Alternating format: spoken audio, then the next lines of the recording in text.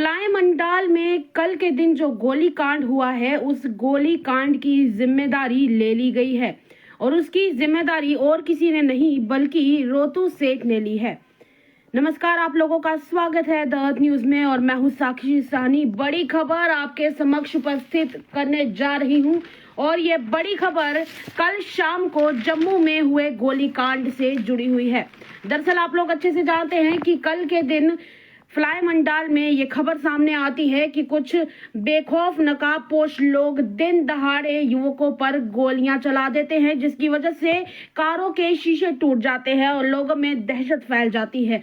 गाड़ियों की तस्वीरें भी कल हमने आपको हमारे चैनल के माध्यम से दिखाई थी, जिसमें हमने आपको साफ तौर पर बताया था कि ये कल शाम के 6 बजे की वारदात थी। 3 युवकों ने भागकर अपनी जान बचाई थी।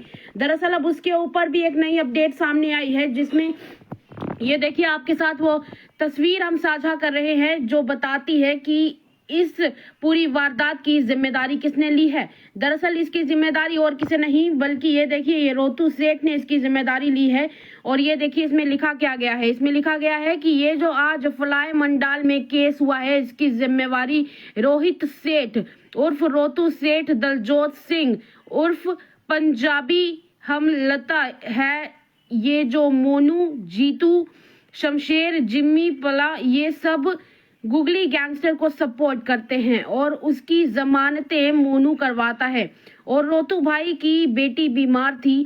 जब वो अपनी बेटी को डॉक्टर के पास लेकर जाता था तो मोनू गुगली गैंगस्टर से नाका लगवाता था और जीतू बोलता था कि फ्लाई मंडाल में जो भी इस तरह का एक पूरी तस्वीर साझा की गई है, जिसमें ये बताया गया है कि रोतू सेठ, जिसका नाम रोहित सेठ है, उसने इसकी जिम्मेदारी ली है।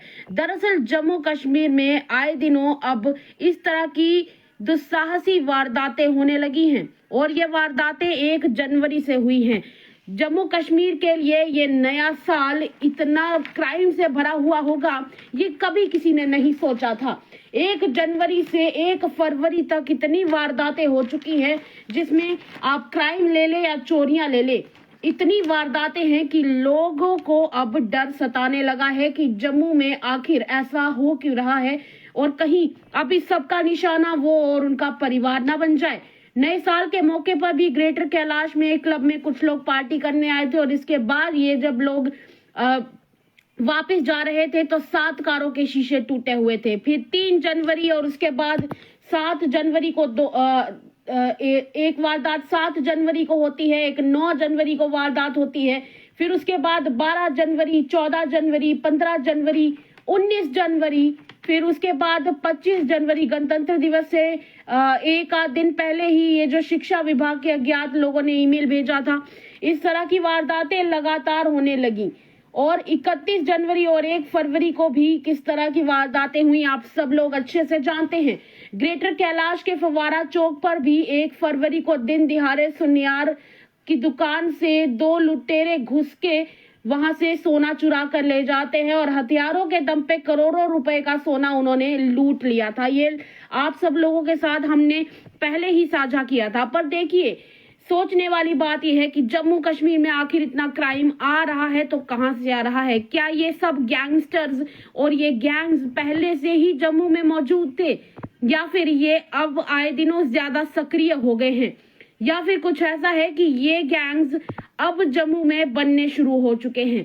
सोचने वाली बात है, परेशान कर देने वाली बात है, क्योंकि जम्मू को one of the safest cities कहा जाता था। लोगों को इस बात का डर बिल्कुल नहीं था कि अब उनके बच्चे आराम से शाम के 7-8 बजे के बाद घर वापस आ सकते हैं। पर अब लोगों को अपने बच्चों के लिए डर सताने लगा है कि कहीं अब इस तरह की वारदातें उनके बच्चों के साथ ना हो। मैं आपको ये भी बता दूं कि ये जो वारदात रही है वो गुगली और छोटू गैंग के बीच गैंगवार की तरफ इशारा कर रही थी और इसमें आप देख सकते हैं साफ लिखा गया है कि ये सब लोग गुगली गैंगस्टर को सपोर्ट करते हैं।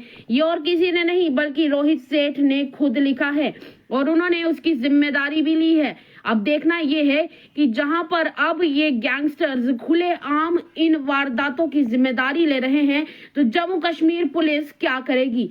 हालांकि पिछले दिनों जो गटारू हत्याकांड हुआ था उसके ऊपर पुलिस ने पूरी कार्रवाई करते हुए आरोपियों को अरेस्ट कर लिया है और उनको कोर्ट भी लेकर गए थे। कल ही आपने हमारे चैनल के माध्यम से देखा, पर अब देखना यह है कि एक के बाद एक अब जो गैंगस्टर्स खुलेआम सामने आने लगे हैं, उनके लिए और उनके दिल में लोगों को नुकसान ना पहुंचाए, इस तरह का डर कैसे उन लोगों के अंदर रखा जाए ताकि जम्मू कश्मीर में क्राइम घट सके।